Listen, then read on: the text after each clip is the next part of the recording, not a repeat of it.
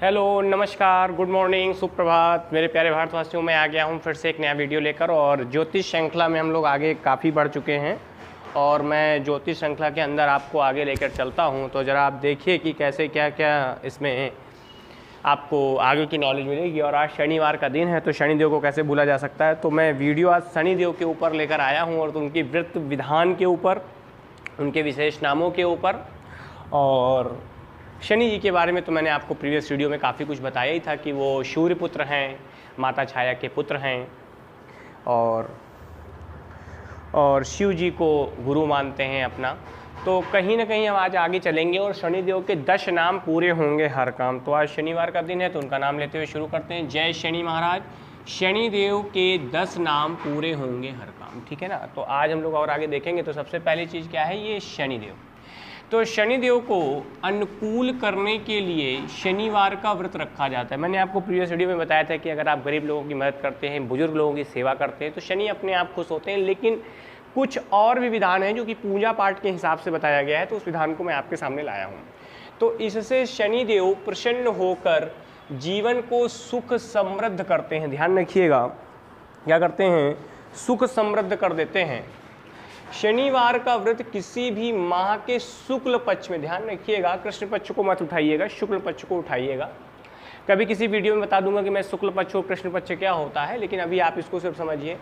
शुक्ल पक्ष के शनिवार से शुरू करना चाहिए।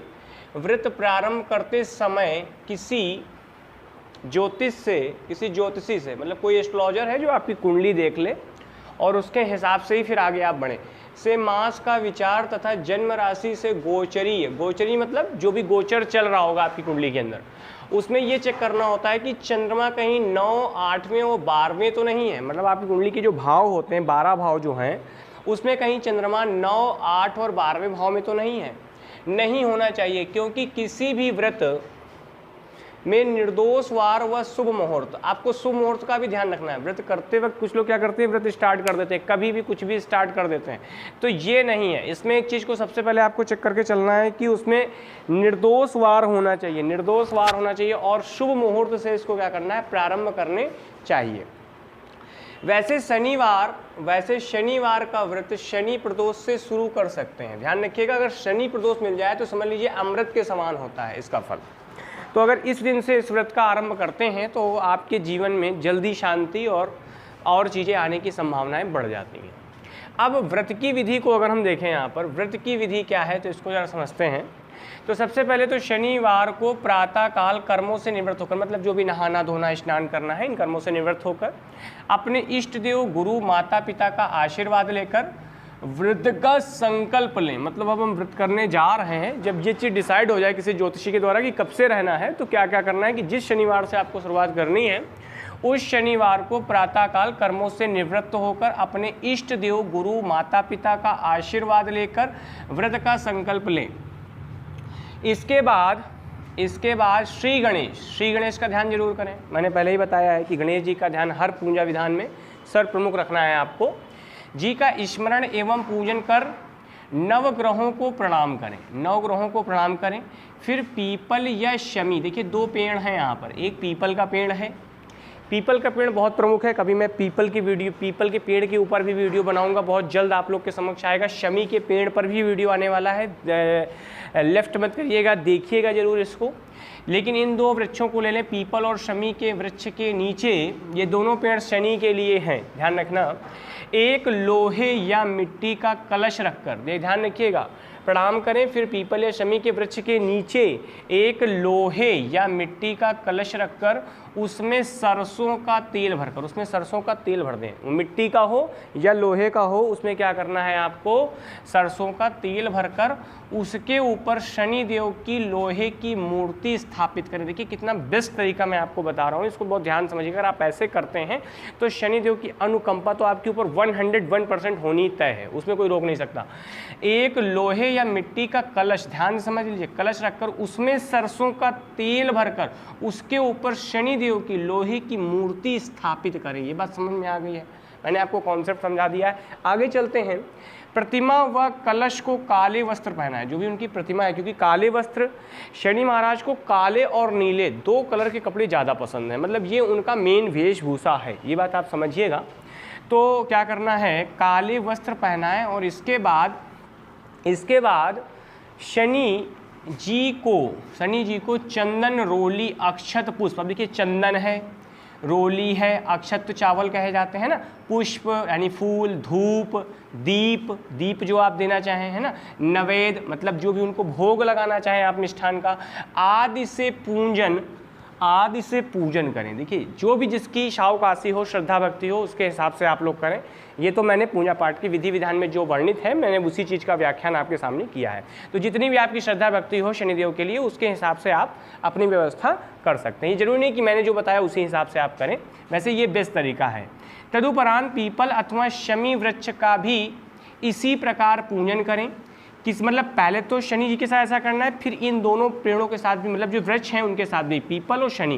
पात्र में लोग काली इलायची, लोहे की कील, काला, देखिए ध्यान रखिएगा, लौंग है, काली इलायची है, लोहे की कील है और काला तिल, कच्चा दूध है ना, गंगा जल डालकर पश्चिम की ओर मुंह करके पीपल अथवा शमी की जड़ पर चढ़ाएं। ये एक नुस्खा है, बहुत बड़ा नुस्खा है, ये उस समय व्रत के समय आपको करना है। देखिए मैं आपको फिर से जगह रिपीट कर देता हूँ कि सबसे पहली चीज तो क्या है कि शनि जी को चंदन, रोली, अक्षत, पुष्प, धूप, दीप, नवेद आदि से पूजन करें। पहला पॉइंट तो ये है। तदुपरांत पीपल अथवा शमी वृक्ष का भी इसी प्रकार से पूजन करें। किसी पात्र में लौंग, कोई पात्र ले लें बर्तन टाइप का, उसमें लौंग, काली इलायची, काली है ना, काली इलायची, लोहे की कील और काला तिल, कच्चा दूध, गंगा जल डालकर पश्चिम की ओर, जो भी उस पेड़ से पश्चिम की ओर मुंह करके, उसकी तरफ मुंह करके, पश्चिम दिशा की ओर मुंह करके, पश्चिम दिशा पूर्वजों की दिशा होती है। और मैंने पहले ही बताया था कि जो पश्चिम दिशा पूर्वजों की दिशा होती है और पूर्वजों की तरफ ही डालने को कहा गया है, यानी कि उन्हीं के लिए मुंह करके पीपल अथवा शमी की जड़ पर चढ़ाएं। वृक्ष के तने पर 3 तार होनी चाहिए, उसमें जो सूत आता है 3 तार का सूत 8 बार लपेटते हुए। अभी 8 ही बार क्यों लपेटना है?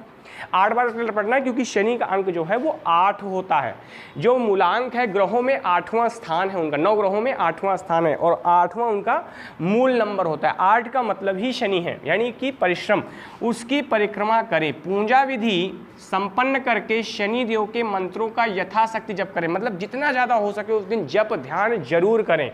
आगे बताता हूँ, व्रत का पालन करते समय भोजन सामग्री में तिल व तेल से बनी वस्तुओं का होना आवश्यक है। मतलब जब आप व्रत का पालन कर रहे हो तो उस दिन आप जो भी बनाएं उसमें तिल व तेल से बनी, देखिए 2 चीज़ों को ध्यान रखना है, तिल होना जरूरी है, तेल होना जरूरी है, से बनी वस्तुओं का होना आवश्यक है। ये परम पॉइंट मैंने आपको बताया, ये वेरी इंपॉर्टेंट है, आपको ध्यान रखना है। तो इस तरीके से जब आप पूजा पाठ का विधान करेंगे तो आपका व्रत बहुत अच्छे से सफलतापूर्वक आपको फल देगा। तो ये मैंने आज आपको बताया। बहुत सारे लोग हैं बस व्रत शुरू कर देते हैं, ना उस दिन शनि चालीसा पढ़ेंगे, ना किसी प्रकार का व्रत विधान करेंगे। तो थोड़ा सा पठन पाठन बहुत जरूरी है। जैसे कि रामचरितमानस में एक बाबा गोस्वामी तुलसीदास बाबा ने लिखा है कि पिपलेश्वर ही ध्यान धरि कोई, पिपलेश्वर ही ध्यान धरि कोही, सनहि क्रुदष्टि न व्यापहि सोई।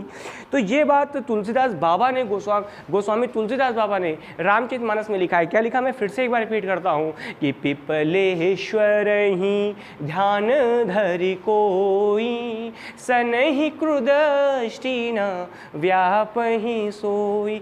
दूसरी चीज क्या है, दशरथ कृत शनि स्रोत का पठन पाठन कर सकते हैं अगर आप ज़्यादा परेशान चल रहे हैं शनि की दशा में, ठीक है। तो दशरथ के शनि स्रोत को पढ़ना ना भूलें, ये बहुत बड़ा फल देने वाला है, ठीक है। और मैं आपको आगे बताता हूँ, जरा समझिएगा, मैं आगे की कुछ विशेष बातें आज आपको बताता हूँ। समझिए, यहाँ पर विशेष बात में मैं लाया हूँ जो मैंने सबसे पहले लगाया था कि शनि देव के 10 नाम पूरे होंगे हर काम, है ना।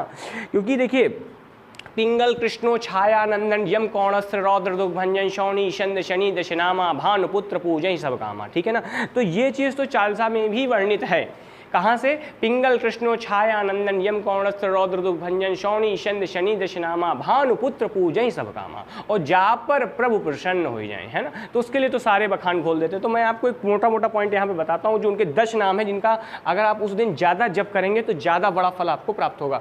शनिवार का व्रत करने वाले साधक को प्रतिदिन शनि देव के 10 नामों का स्मरण करना चाहिए, जैसे कि कौणस्थ, पिंगलो, व्रभ्रु, कृष्ण, ध्यान रखिएगा मैं आपको नाम बता रहा हूँ, रौद्रांतक, यम, शौरी, क्योंकि यम के ही भाई कहे जाते हैं, यमुना इनकी बहन है। आगे चलते हैं, शनैश्चर शनि, मंदम और पिपला, है ना। देखिए फिर से मैं नाम रिपीट कर देता हूँ, कौणस्थ, पिंगलो, वभ्रु, कृष्ण, रौद्रांतक, यम, शौरी, शनैश्चर, मंद और पिपला। ठीक है, फिर से रिपीट करता हूँ, शनिवार का दिन है, फल तो मिलेगा ही। कौणस्थ, पिंगलो, वभ्रु, कृष्ण, रौद्रांतक, यम, शौरी, शनैश्चर, मंद और पिपला। एक बार और रिपीट कर देता हूँ, कौणस्थ, पिंगलो, वभ्रु, कृष्ण, रौद्रांतक, यम, शौरी, शनैश्चर, मंद और पिपला। इन 10 नामों का स्मरण कर शनिदेव को श्रद्धापूर्वक प्रणाम करें। इससे शनिदेव जनित बाधाओं से मुक्ति मिलती है। व्रत धारण करने के पश्चात यदि हनुमान जी का ध्यान तो भाई परम शिरोमणि हैं, भक्तों में ये भक्त महाभक्त मैं इनको कह सकता हूँ, वीर शिरोमणि हनुमान जी का ध्यान जरूर करें, है ना। हनुमान जी का ध्यान जरूर करें, है ना। जी का दर्शन किया जाए तो यह और भी शुभ होता है, यह और भी शुभ होता है जी, क्योंकि हनुमान जी का ध्यान अगर आप इस मंत्र से करते हैं जो मैं बता रहा हूँ तो ज़्यादा ही बढ़िया फल मिलेगा। प्रणवं पवन कुमार खलबल पावक ज्ञान धन, है ना। तो ये मंत्र भी आप जप कर सकते हैं हनुमान जी का, बजरंगबली बाबा का, है ना। ओम हनुमति रुद्रात्मकाय हुम फट, इस मंत्र का भी जप कर सकते हैं आप इस दिन बैठ के।